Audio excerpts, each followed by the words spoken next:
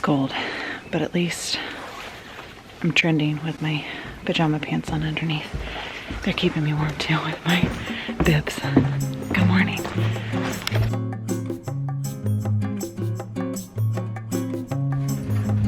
Good morning, girls.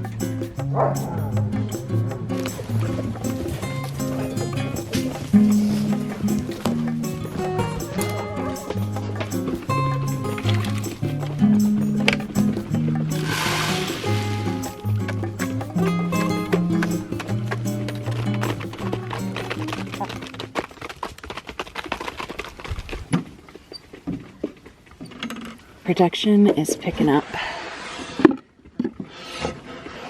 But now that it's cold, they only like to lay in here and not in here, which they prefer in warmer months. I actually found an egg in there yesterday, and it wasn't even that warm yesterday.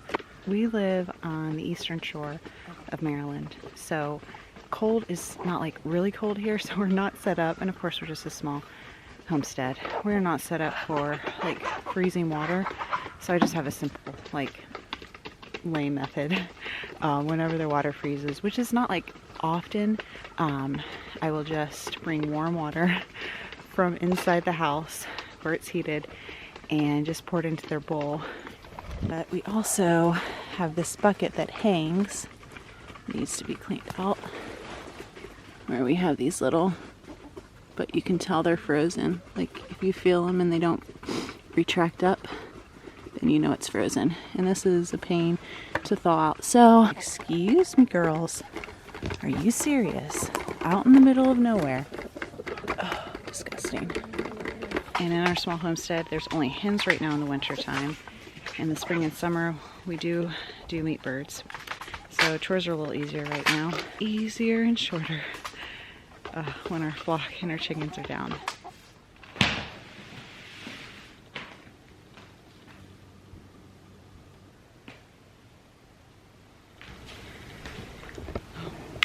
I am just a couple of years shy of 40. I've run 5Ks, 10Ks, trail runs, mud runs, triathlons. Not a full marathon yet, but a half marathon. Anyways, I have gotten away from some of that. So a couple months ago, I said, I really want to start lifting again. So I purchased some dumbbells, and for the past month or a little over a month, I've been pretty dedicated to lifting at least 4 times a week. I get my heart rate up for about 5 minutes. And then I'm just doing a full body workout with my dumbbells. My goal is to strengthen my body, be more toned, just healthy and active. I've been working on getting up before the kids. It feels good though, even though sometimes it's hard to get out of bed. But I gotta do better.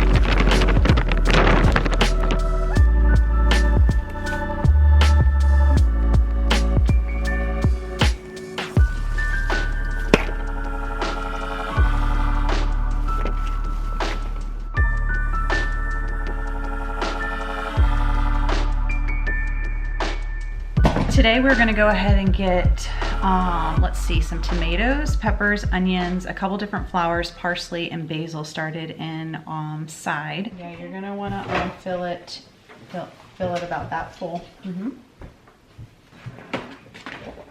Then picked up a couple packs of these at the store, pretty cheap, like $1 and some change, to start our seeds in. And then I have only a few materials from last year, some seed starting containers.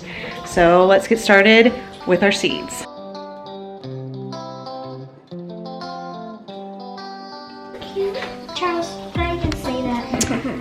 We have a mixture of seed starting soil. I just poured it into the bucket, added some water, make it sure it's just moist enough for the seeds. And we're packing them into our little seed starting trays. And we're hoping for the best.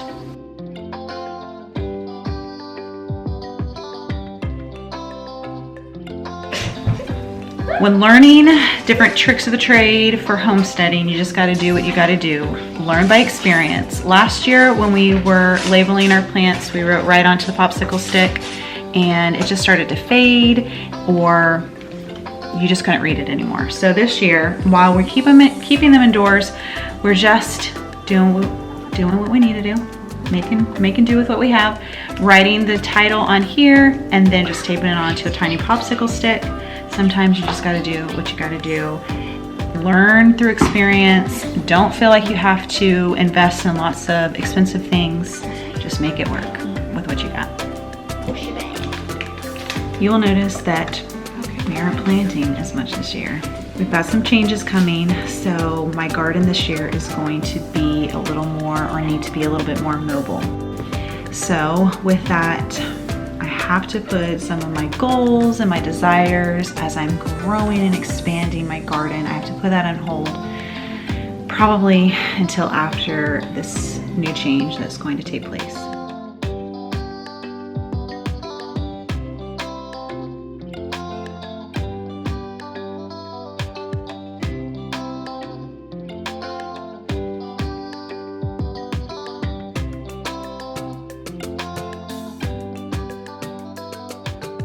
Sourdough's just become a part of our life.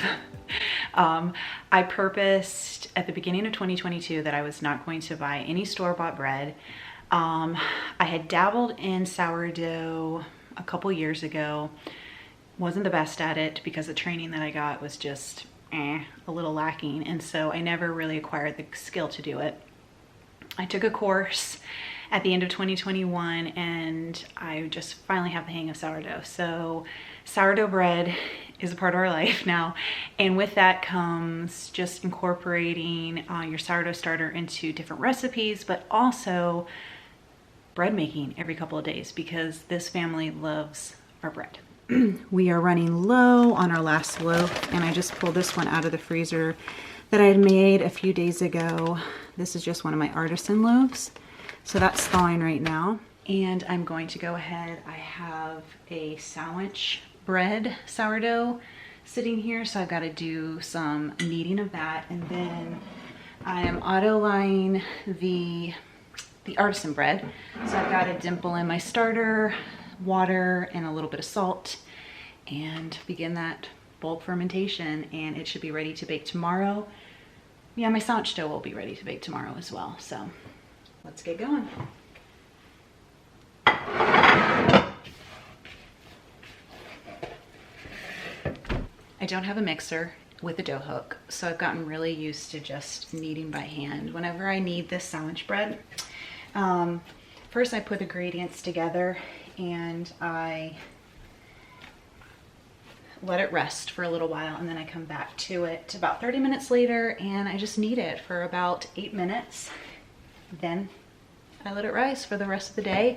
I'll put it in a bread pan tonight, let it rise in the bread pan, and tomorrow morning it will be ready to bake. And that's how I do my sandwich bread. We really like to have the option of sandwich bread here because the way that I make this, it's just a lot softer. You cut through it a little bit more easily, much more so than the artisan bread. But we love the taste of an artisan bread.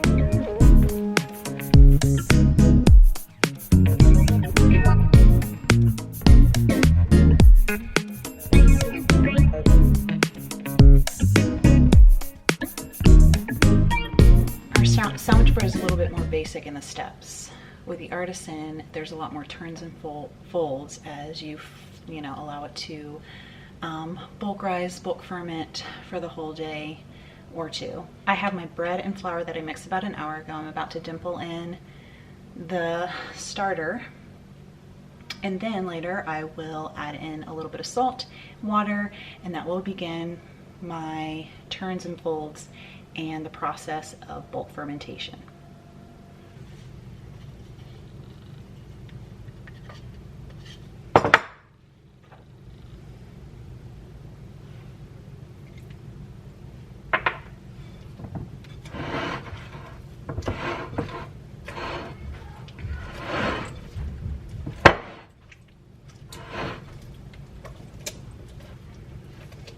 once you actually put in the water and the salt, your dough is going to be a really firm consistency. It's not going to be very stretchy. It's going to be more tacky. So I'm actually going to work this dough for a little bit until I get the dough feeling a little more stretchy, and it's going to be more like a window pane effect where I'm able to pull it apart and you will not see it tearing.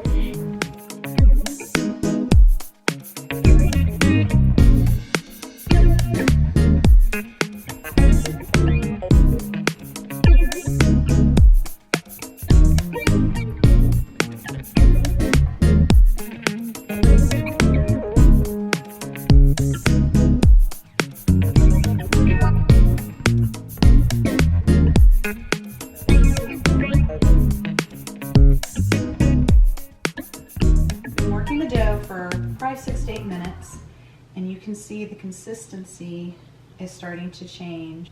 A little stretchier.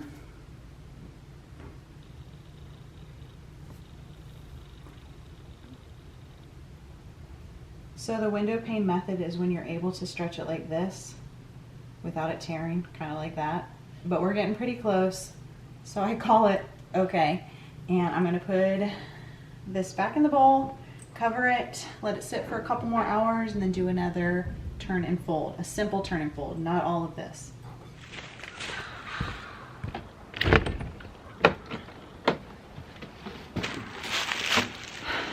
This year we are going to try our very first time to tap some maple trees. Where we live, we don't have sugar maples. We have what are called red maples. So again, we don't have any experience at this, but we're gonna give it a go. I have no idea where we're located, if I'm past the time that would be good for tapping, or who knows. Because it's already warming up, but it's gonna get cold again. So anyways, I'm just gonna go for it and learn through the process. What I need are food grade containers to, you know, trap all the sap that comes out of the trees. So I've decided I'm going to clean up some of the milk jugs, wash them up, and use these. And if I need extra, I'll just go to the store and buy some buckets. So I've got to go through the trash. All right, yeah, a little disgusting. Living out in the boonies, that means we have to take our own trash to the landfill. So we collect all the trash inside of here. Doesn't help that we store bikes in here, and this bag just got ripped on the kickstand. Awesome.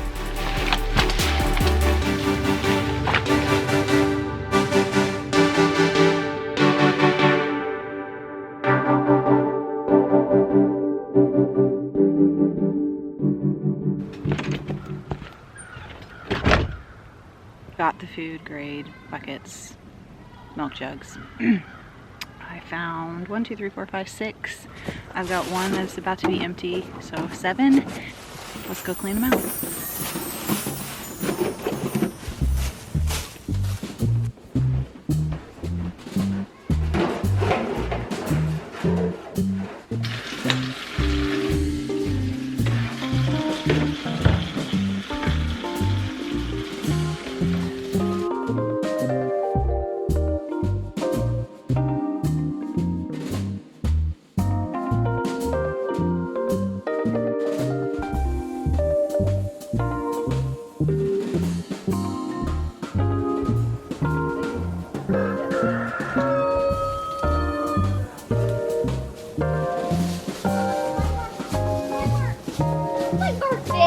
When you are going around marking maple trees and are still learning how to properly identify maple trees, you know, you still have got a lot to learn.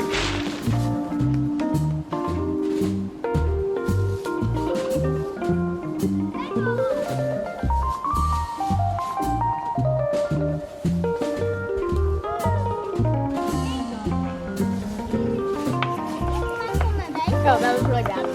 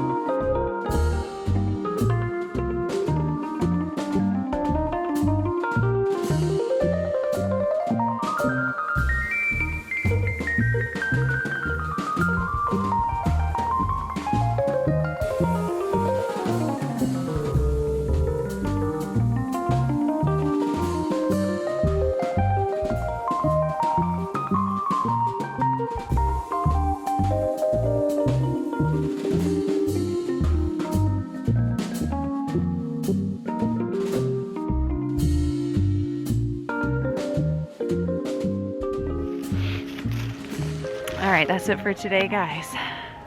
Thanks for following along on my week of just learning so many new skills, practicing the skills that I have been learning, and just trying my hardest to get better and better and better at them. There's always going to be this curve of just growth and learning, and sometimes it can be intimidating. And when you think you don't know how to do something, it's easy to just shut down and say, I don't know how to do it, I'm not going to do it. Because sometimes the intimidation just wants to take me over. But I'm overcoming some things. Doesn't mean I'm going to get it right the first time, maybe not even the second or third time. It might take me tons of trial and error, lots of errors. But that's what life is all about. If you are interested in following along on my journey, I upload weekly. We're a simple and slow living family, beginner homesteaders. I home educate my kids, living against the grain, and enjoying life. So come along for the journey.